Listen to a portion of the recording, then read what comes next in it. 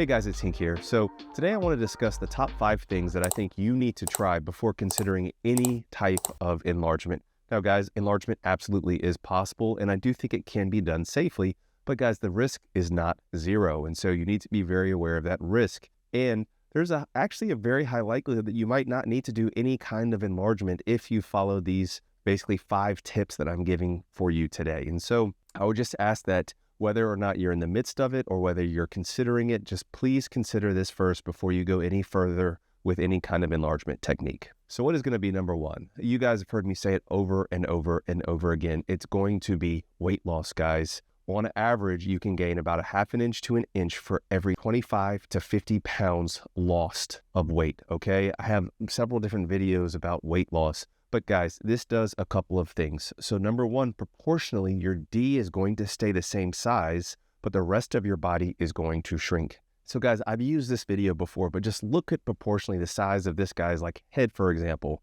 When Jonah Hill is huge, you can see his head looks like small, even his arms, but then when he loses all that weight, his arms look much bigger, much longer, and his head looks much bigger proportionally to the rest of your body.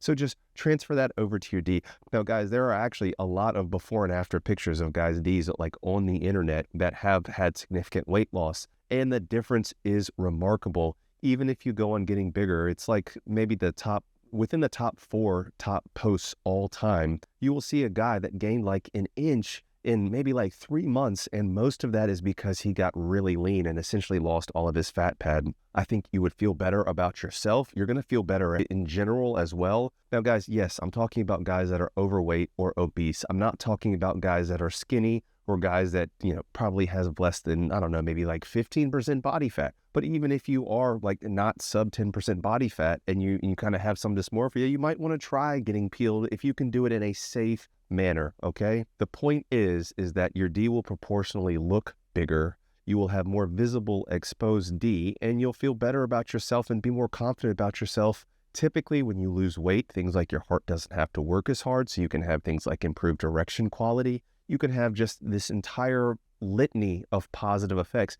Guys, even if you're following BD, one of my partners, he's on the middle of his weight loss journey. He's probably lost about 20 pounds by this point. And he just recently posted before and after pictures on getting bigger of just the difference in size his D looks by getting leaner. I say this all the time, guys, but I really wish more of you guys would listen to me. There's nothing that frustrates me more when I see these guys complaining about how they don't feel that big or they don't get called that big. And it's because, yeah, they might be like 8 inches bone pressed, but when you look at their non-bone pressed length, they're like 5.5 inches. And obviously they have much larger bodies and they're like, oh, I don't feel that big. So guys, I've lost over 30 pounds. Callie hit them with it before and after. I'm actually put on a little bit of muscle mass now. But when I get lean, without a doubt, it looks bigger, guys. So just please, please, please consider this if you're overweight or obese before you consider any kind of enlargement activity. Number 2, guys, learn real size statistics, okay? I'd love to debate you all in the comments, so please leave your comment. But guys, there's this paper here, which is Am I Normal? And it lists basically the average size, the mean size, as well as the standard deviation range for over 15,000 men, okay? The average, based on the data we have, is right at about 5.2 inches in length, bone pressed, and right at about 4.8 inches of girth. So that is average. With this same paper, we know that the actual range of normal in length, erect length, is between 4.5 to 5.8 inches, is within a normal range, and girth is between 4.1 to 5 inches, okay?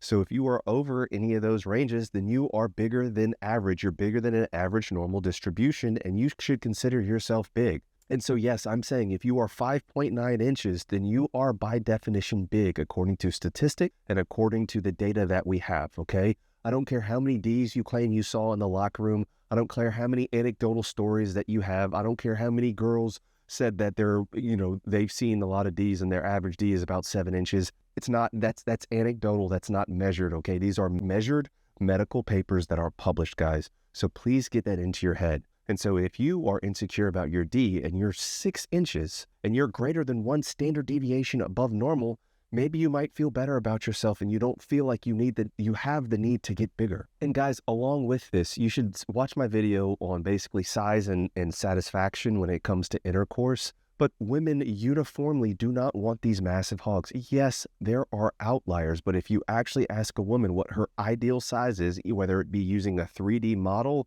or whether it be actually making a mold, guys, if you haven't seen my videos on the ideal size and my video made from like the guys who gave women 3D models, check those out after this. But guys, the ideal size, now this is non-bone pressed length because we're talking about visible length, is somewhere between about 5 to 6 inches max. And the girth that they desire is usually somewhere between 4.8 to just shy of 5 inches max, okay? So they don't want these big hogs. So you don't need to get this massive hog because you think you can provide some sort of additional sexual satisfaction to a woman. It is not necessary. Medically, it is not necessary, guys. If you haven't seen my video on the average size of the vaginal canal, the female anatomy video, check it out. Guys, the average size of a female vaginal canal is about somewhere between 2 to 3 inches unaroused and right at about 5 inches, maybe at most 6 inches if the person is aroused on average, okay? And so yes, guys, that means by definition, the average erect, basically vaginal canal size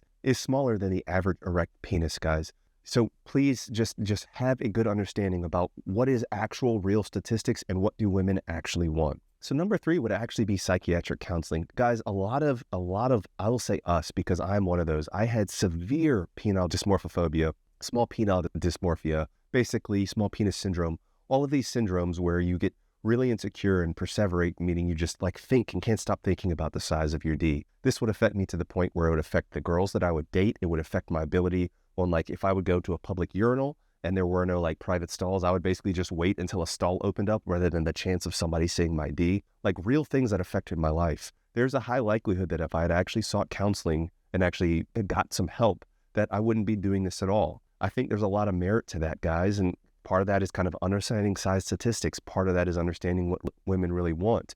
But if you are one of those people and it is negatively impacting your health, there are so many different online options. Like I'm not sponsored by any of these people, but like Better Health, Better Med, all of these kind of online counseling services that are available for you worldwide if you have access to the internet for a reasonably low price compared to actually in-person counseling. So please consider that. So guys, number 4 is going to be some sort of phosphodiesterase inhibitor or potentially even a supplement that's going to maximize your erection quality. So why do I say that? Well, some of you guys who are not healthy, whether you're overweight, you don't work out, maybe you're taking antidepressant medications, maybe you have low testosterone, maybe you're getting poor sleep, all of these different things can affect your actual erection quality. If your erection quality is lower, you're not going to max out the size that you have. So by just simply trying something like Viagra, if you can get it from your doctor and you've been approved and medically cleared to take it, seeing the difference that it can make as far as your erection quality. So there's a study that shows that some men add up to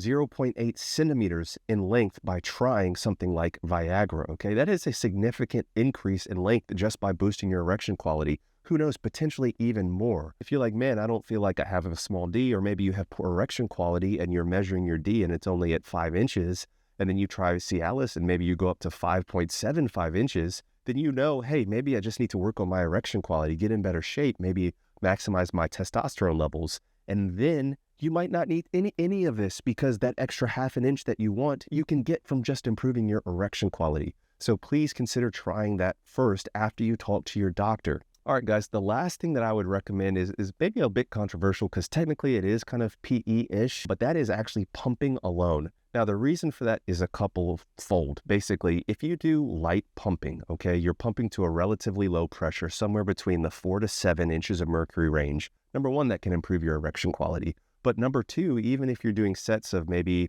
5 minutes, 3 minutes, you could actually have some dilation of the actual chambers of the penis, also some accumulation of some soft tissue edema. And so you could potentially increase your girth by doing some light pumping at a light pressure by up to maybe a 1/4 of an inch, maybe more depending on how long you pump. Typically speaking, edema is not dangerous. Talk to your doctor before you do anything. But that being said, you can add significant size just by pumping. Now, I would argue this is temporary size.